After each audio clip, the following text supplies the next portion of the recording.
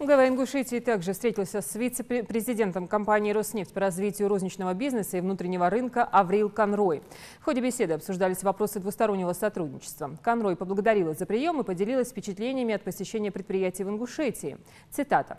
«В республике много производственных объединений, с которыми мы хотели бы сотрудничать. В частности, это швейная фабрика и завод по производству полимерных труб», подчеркнула вице-президент. Янузбек Евкуров отметил, что Ингушетию с компанией «Роснефть» связывают тесные взаимоотношения. Он рассказал, что в республике есть новые отрасли производства, такие как легкая и радиоэлектронная промышленность. Активно развивается производство пищевой продукции, минеральной воды и стройматериалов.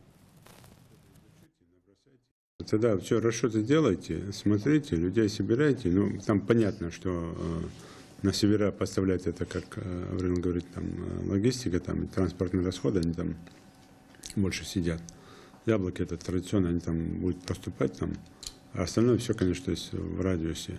Вот по швейной фабрике, это такой масштабный проект. Там может заказы делать, там и спокойно отправлять. Плюс, что вы должны были, на что заострить внимание? То, что на севере необходимо, вот, в холодных краях необходимо.